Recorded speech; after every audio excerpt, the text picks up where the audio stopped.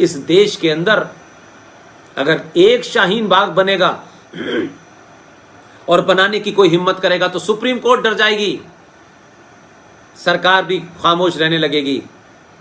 अगर एक शाहीन बाग बने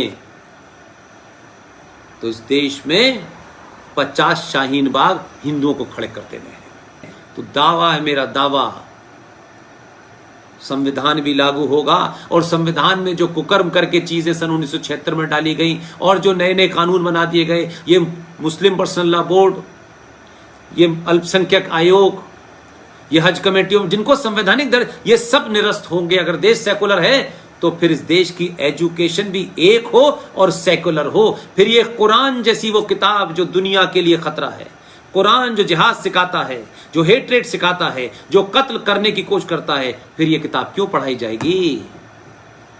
इलाहाबाद हाई कोर्ट ने 2011 में एक फैसला दिया था जिसकी चर्चा मैं कर रहा हूं। दिल्ली में बहुत सारे टेलीविजन के लोग आए हैं लेकिन वो बता नहीं पा रहे हैं। वो कुरान शरीफ को गीता से जोड़ रहे हैं। इलाहाबाद हाई कोर्ट ने एक लंबी सुनवाई के बाद यह फैसला दिया कि गीता राष्ट्रीय ग्रंथ है।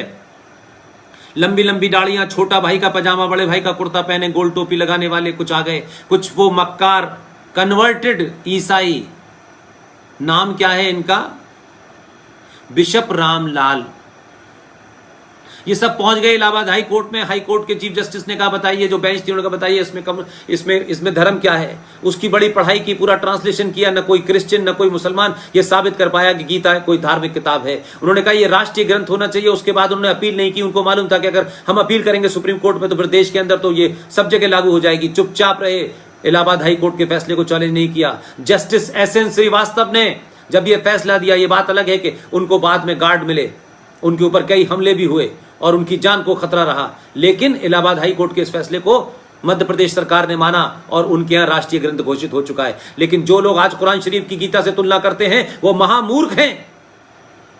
ये वैसे ही है जैसे सनातन की बात आप करते हैं और धर्म को मजहब से जोड़ने लगते हैं, और मजहब को धर्म से जोड़ने वाले और कुरान को गीता से बराबर करने वाले ये वैसे ही है जो नाली का मुकाबला समुंदर से कर रहे हैं। नाली एक मजहब है और समुंदर एक धर्म है, इतना फर्क है। इसलिए गीता किसी धार्मिक किताब का नाम नहीं है, किसी की धर्म किताब नहीं। उसमें धर्म के बारे में कुछ, आपके कर्तव्यों के बारे में बताया गया है। आपको धर्म के बारे में, कि आपका धर्म क्या है, धर्म मीन्स आपकी ड्यूटी क्या है, आपका कर्तव्य क्या है, यह बताया गया उसमें।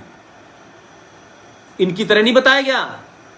पहला कलमा तैयब तय्यब पाक ला इलाहा इल्लल्लाह मोहम्मद रसूलुल्लाह, अल्लाह के सिवा किसी दूसरे की इबादत नहीं हो सकती। क्यों नहीं हो सकती भाई? आप कौन है? 1400 साल पहले आए, उससे पहले कोई नहीं था। कौन थे? इनसे पूछिए कि प्रॉफिट मोहम्मद साहब के अब्बा अम्मी का नाम क्या था, नाना दादी का नाम क्या था, वो क्या थे, उससे पहले क्या थे वो, पता है ना? हमको तो मालूम है कि काशी के मंदिर में क्या है, अयोध्या के मंदिर में क्या है, मथुरा के मंदिर में क्या है, काबे में क्या रखा है, बताएं। और इस्लाम के बारे में दुनिया को बताएं, सबको बताना है। तो जैसे महाभारत सीरियल बना, रामायण सीरियल बना, एक प्रॉफिट मोहम्मद साहब की जिंदगी, इस्लाम कैसे फैला, जंग बदर क्या थी, कारवां किसने लूटा, किसने किसको मारा, करबला की लड़ाई क्या हुई, मोहम्मद साहब के खानदान के जिन लोगों को मारा गया, उनके खानदान की औरतों को बिना चादर, बिना पर्दे के, नेज़ों के ऊपर, बड़े बड़े उस पे ऊपर, नेज़ों के ऊपर उनकी गर्दनों को लटका के जो शाम की इस गलियों में घूम रहे थे, तो किसी को आंसू नहीं आए? किसी को इस्लाम याद नहीं आया? तो जो इस्लाम के सगे नहीं हुए, जो मोहम्मद के सगे नहीं हुए, वो हिंदू मुसलमान के भाई भाई की बात करने वाले लोग, वो लोग हैं, वो इस फिराक में बैठे हुए हैं कि जिस दिन मौका मिलेगा हम कश्मीर बना देंगे। इसलिए 500 कश्मीर बन चुके हैं। इस देश की सरकारें, इस देश के दलाल नेता, लाचार संगठन, चापलूस संगठनों की दुकान चलाने वाले लोगों के कारण इस देश में सनातन को आज ये स्थिति देखनी पड़ रही है। और मुझे खुशी है कि आज गली गली, मोहल्ले मोहल्ले, शहर शहर लोग चीजों को जानना चाहते हैं। इसलिए मैंने कहा कि आप अपने अंदर सुधार कर लीजिए, दुनिया अपने आप लाइन पे आ जाएगी। ये जिहादी आपसे इसलिए छेड़खानी कर रहे हैं कि उन्हें मालूम है कि आप में लालच भरा हुआ है।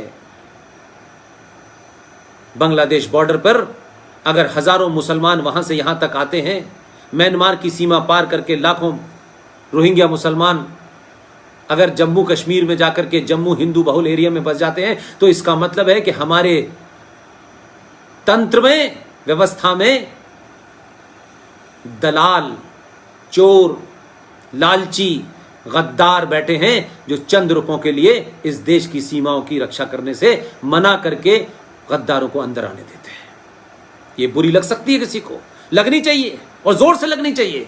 मैं किसी को खुश करने नहीं आया, मुझे किसी की लल्लो चप्पो नहीं करने। I am not interested, I am only interested in my nation.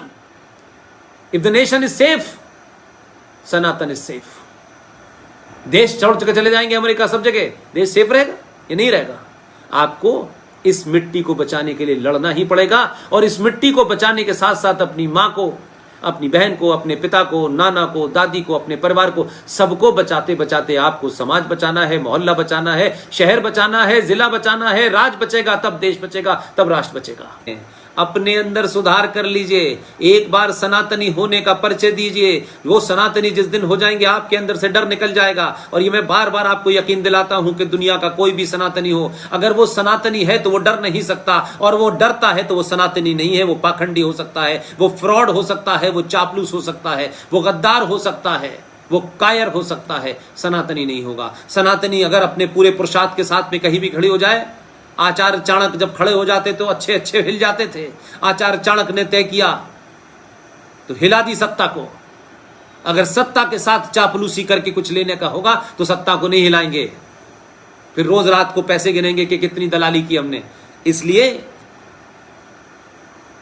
सत्ता की दौड़ में मत शामिल होइए। सत्ता पे ऐसे लोगों को जरूर बिठाइए, अगर 100 लोग हैं तो उसमें से चुनाव करिए कि कौन हमारे राष्ट्र को बचाने वाली शक्तियां हैं।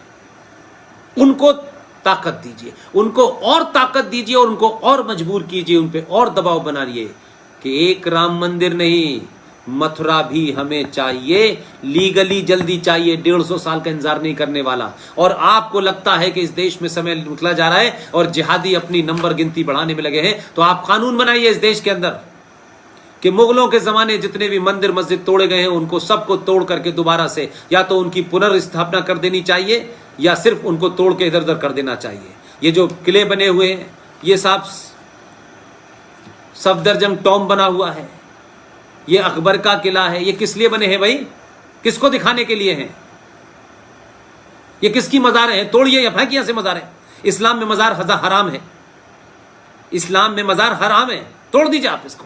लेकिन ये रखे हैं ताकि आपकी नस्लें बार बार के देखो तुम्हारे पूर्वजों को हमने अपने जूतों से रौंदा था, तुम्हारे घर की औरतें हमारे हरम का हिस्सा थी, इसलिए आपको कुंठाग्रस्त रखने के लिए बनाए गए हैं। अपने अंदर विवेक पैदा करिए और अजमेर शरीफ में जाकर के सर मत रगड़िए। लाशों से कुछ नहीं मिलता है, आपको सूर्य से मिलेगा, गंगा से मिलेगा, अग्नि से मिलेगा, आकाश से मिलेगा, वायु से मिलेगा, किसी से नहीं मिलेगा। अपने अंदर से लालच निकाल दीजिए, गरीब का पेट भर दीजिए। आपके घर पे कोई गरीब पहुंच गया है, कोई मंदिर के किनारे गरीब पहुंच गया, उसका पेट भर दीजिए। आपने करोड़ों, आपने अपने पापों को कम कर लिया।